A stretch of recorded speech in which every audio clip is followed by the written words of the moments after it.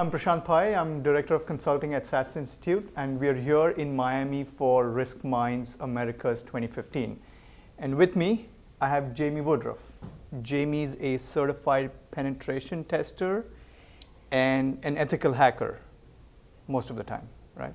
All the time. All the time, all the time. Jamie, so excellent talk when you were up on stage, and great story about how you penetrated one of your customers' networks, and one of the techniques that you used was going in as a pizza man and being able to leverage that. So quick question for you, how does social engineering and hacking sort of come together? Do you have to have a physical presence around your quote unquote victims perimeter, or can you do it remotely from like China or somewhere else? So there's two different types of recon methods that we use. We use passive recon and active recon. So passive recon, you could kind of say that in the past I've used like traffic cams. So if there's a traffic camera outside of a company, I can tell how many people are going in the building, how many people are going out of the building. I can kind of build up when conferences are on because there's large amounts of people, and then I can use that to breach the company via social engineering. Well, from a more active type of recon, I can be on site. So one of the clients that I dealt with before that we were speaking about in the talk was I was able to gain access. So I sat outside and watched that they ordered pizza every Friday. So I applied to work at a large pizza vendor, and then managed to gain access to the uniform and use that to breach the company, just like a bad hacker would do. So then part of that is to put steps in place as well. So as I was able to walk past security, I was able to use Illuminol to bypass the security lock and gain access. And where my ethics comes in, that's my fine line. So I'm not able to touch any confidential information. I'm not able to do that. So my line stops there, and that is the end of my test because I've gained access to the premises that I needed to gain access to.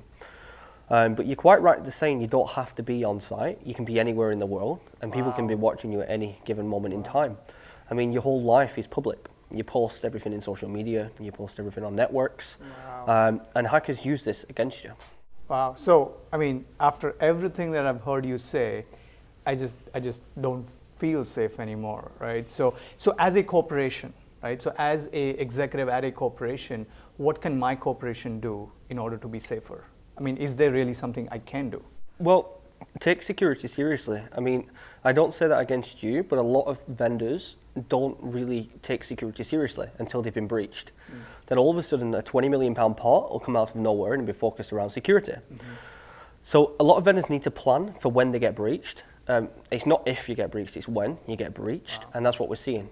So within 2 to 5 years, a company will get breached. It's inevitable. You just have to make sure you've got your contingency plans in there, you've got your data plans, your backups, your offsite backups. Where are they getting stored?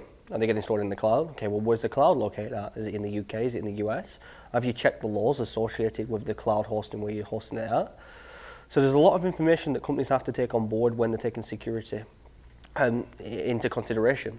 But it's much better to be safe than sorry. So it's much better to always check code, always review the code, have it audited.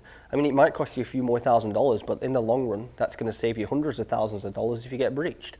Because you've took the steps in place, you've shown your insurance companies exactly how you've done to help prevent the breach.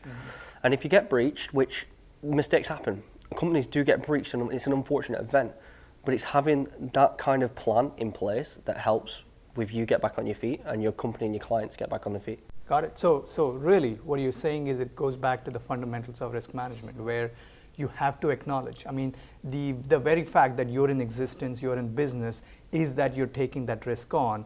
You have to keep your eyes and ears open, and you have to actively manage that risk.